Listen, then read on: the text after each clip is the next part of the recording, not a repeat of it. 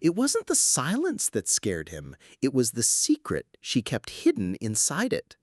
It started with a name etched on a pocket watch. Thomas's knuckles were raw, scrubbed red from the well pump. The sun, a swollen orange in the dry Wyoming sky, was bleeding out over the horizon, painting the dust a bruised shade of purple. He pushed the pump handle one last time, the groan of metal echoing in the quiet. He was 14, an old soul trapped in a lanky boy's body, and the quiet was his constant companion. The ranch was silent since his father died, a stillness that had sunk deep into the floorboards and the very air he breathed. The only sounds were the wind and the creak of the porch swing where his mother sat, a ghost in her own home, watching the same horizon his father had watched. He wiped a sleeve across his forehead, the cool water dripping from his fingertips. His eyes, the color of a faded denim shirt, scanned the yard. He saw the same things he saw every day: the rusted plow, the splintered fence, the barn door hanging askew. His gaze drifted to the small one-room schoolhouse on the edge of their property, a squat, lonely building that stood like a monument to a promise. Inside, a single lamp glowed, a warm, flickering beacon against the encroaching dark. It was Miss Eleanor's light, a sign that she was still there. She was a woman of silent habits and deep, still waters. She'd come to their valley a year ago, an outsider with a worn suitcase and a stillness in her eyes that mirrored his own. She taught him about Lincoln and Emerson, about the stars and the shape of the earth. But mostly, she taught him to read the silence, to find meaning in the space between words. The light flickered, then went out. A long shadow fell across the schoolhouse door. Thomas felt a familiar knot of unease tighten in his gut. He didn't know why, but something about Miss Eleanor's quietness felt like a held breath, a secret she was trying to keep. He'd seen her flinch at a sudden noise, seen the way she kept her back to the wall, as if she were always ready for a threat she couldn't name. It was the same haunted look he saw in his mother's eyes, the quiet grief that settled in like dust. He made his way back to the house, the gravel crunching under his boots. The evening air was getting cold, and he pulled his thin jacket tight. Dinner was a silent affair, the clang of silverware on tin plates, a jarring sound in the stillness. His mother moved like a sleepwalker, her eyes fixed on something only she could see. She'd always been a woman of few words, but since his father's death, she'd become a phantom. Thomas felt the weight of it all, the unspoken grief, the quiet demands of the ranch. He was a boy playing at being a man, and the burden was a heavy one. After dinner, he went to his room, a small space with a single window and a cot. He pulled out the tattered copy of Moby Dick that Miss Eleanor had lent him. She had a small library in the back of the schoolhouse, a treasure trove of books that smelled of old paper and dust. He'd found it one afternoon, hidden behind a stack of lesson plans. He opened the book, his fingers tracing the worn cover. Inside, a small silver pocket watch fell out, landing with a soft thud on the wooden floor. It was a beautiful thing, engraved with intricate scrollwork. He picked it up, his thumb brushing over the cool metal. He flipped it over, and there, etched into the back, were 3 words: "To my Clara."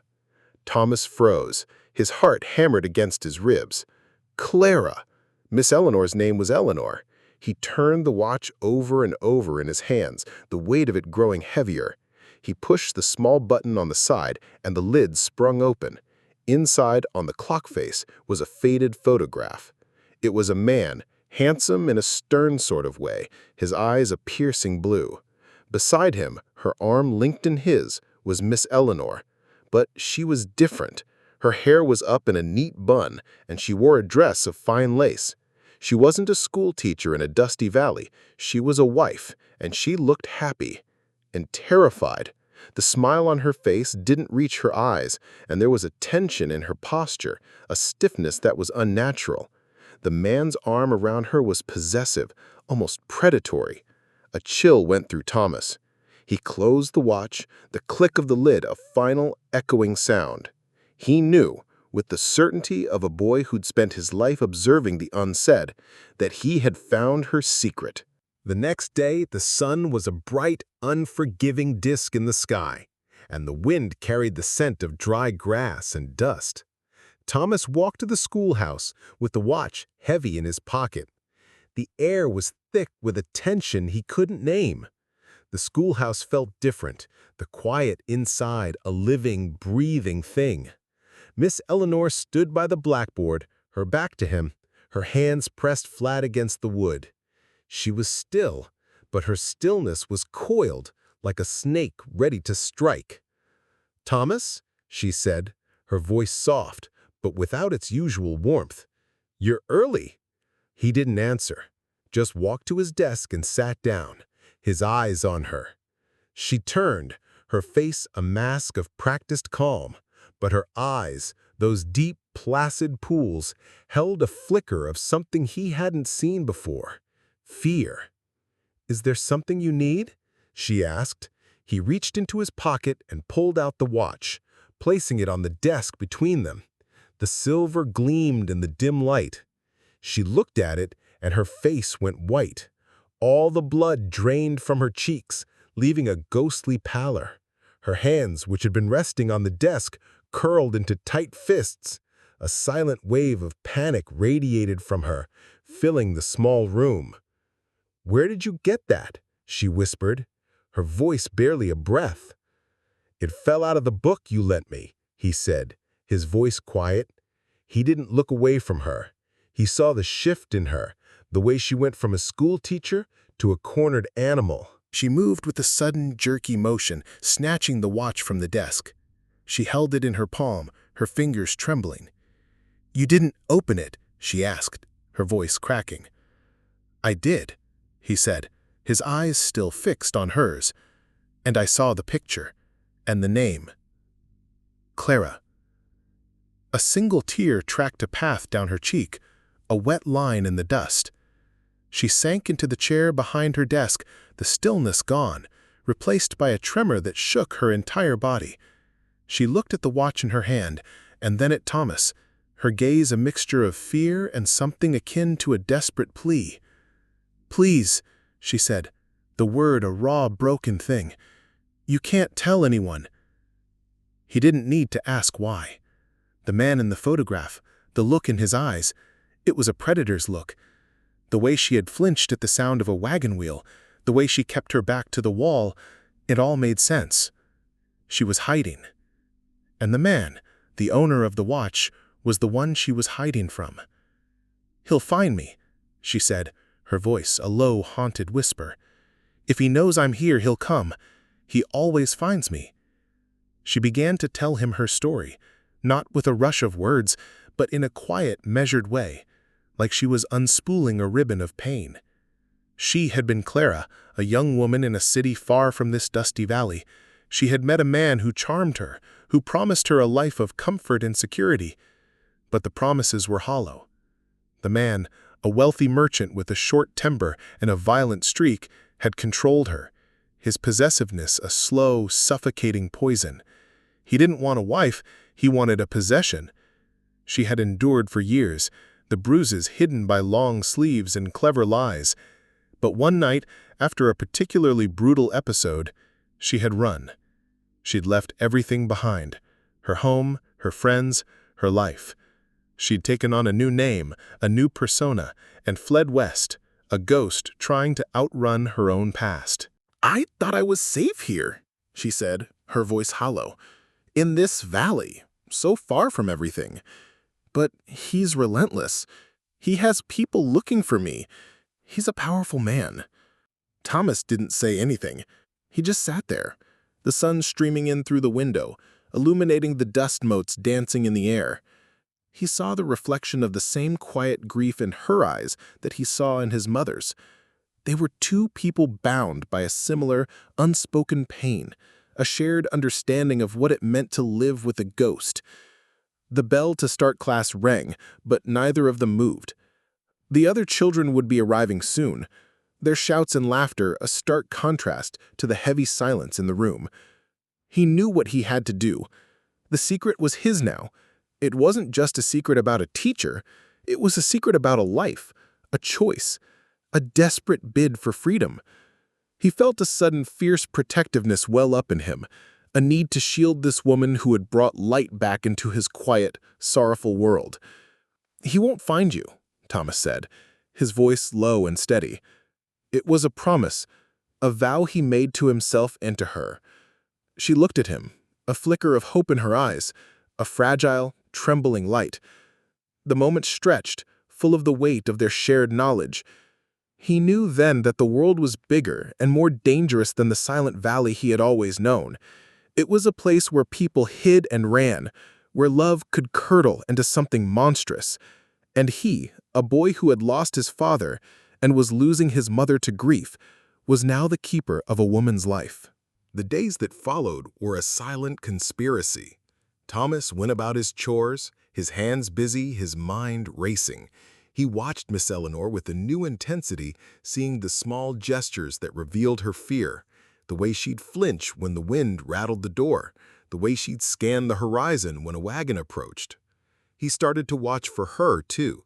He'd sit on the porch swing long after dark, his eyes fixed on the path to the valley, a silent sentinel. The quiet that had once been his comfort now felt like a fragile barrier, a thin shield against a world of threats. One afternoon, a week after the discovery, a rider appeared on the horizon, a single figure silhouetted against the setting sun. He was on a powerful-looking black horse, and he rode with a certain casual arrogance. He was an outsider, a man who didn't belong in this quiet, dusty corner of the world. Thomas felt a cold dread seep into his bones. This was it, the ghost from Miss Eleanor's past, a corporeal threat. The man rode into town, a cloud of dust billowing behind him. Thomas watched from a distance, his heart pounding in his chest. The man was handsome in a sharp, dangerous way, his clothes clean and pressed, a stark contrast to the worn denim and leather of the locals. He asked a question to the blacksmith, who pointed towards the schoolhouse. Thomas ran. He didn't think, he just ran, his legs pumping, the dry earth kicking up under his boots. He burst into the schoolhouse, the door slamming against the wall with a loud bang. Miss Eleanor was standing by the window, her hands clasped tight. She turned to face him, her eyes wide with fear. "He's here," Thomas gasped, breathless. "The man from the picture, he's here." Her face went from pale to ashen. The last flicker of hope in her eyes was extinguished, replaced by a deep, numbing terror. She moved with a desperate urgency, grabbing a small satchel from under her desk, her hands fumbling with the clasp. "You have to hide," Thomas said, his voice a panicked whisper. "The root cellar, it's safe." She shook her head, a grim final gesture. "He'll check there. He always knows where to look." A shadow fell over the schoolhouse door. The man was there, his silhouette filling the doorway, a dark, imposing figure. He looked around the room, his eyes sharp and assessing. He saw the fear on Miss Eleanor's face, and a slow, cruel smile spread across his lips. "Clara," he said, his voice a low, menacing purr. "I knew I'd find you." He took a step into the room, and Thomas moved without thinking. He grabbed the small wooden box that held the chalk, and with a desperate surge of adrenaline, he threw it at the man's face. It was a useless gesture, a child's pathetic rebellion, but it was enough to make the man pause. He raised a hand to his face, a look of surprise and then cold fury crossing his features. "You've been helping her, have you, boy? That was a mistake." He lunged forward, but Miss Eleanor was faster. She pushed Thomas behind her, her body a shield. "Leave him alone, Walter," she said, her voice shaking, but with a new edge of defiance. "He's just a boy." "He's a witness," Walter said, his eyes narrowed. "And you, my love, are coming home." He reached for her, his hand a blur of motion. Thomas, hidden behind her, saw a glint of metal in her satchel, a small silver-plated pistol. A derringer. He hadn't seen it before. A part of him was shocked, but a deeper part understood. She had known this day would come. She had been prepared. "I'm not going anywhere with you," she said, her voice steady now, a quiet strength emerging from the depths of her fear. "Don't be foolish," he said, taking another step. "You have nothing here, no one. I can give you everything." He was close now, his hand outstretched to grab her. Thomas saw the look in his eyes, the possessiveness, the violent hunger. He knew with a terrible certainty what would happen if she went with him. He also knew that this was a battle she had to fight on her own. He couldn't help her with a child's meager strength, but he could give her a chance. He grabbed the nearest thing he could, a heavy wooden ruler, and with all the force he could muster, he swung it, connecting with Walter's outstretched hand.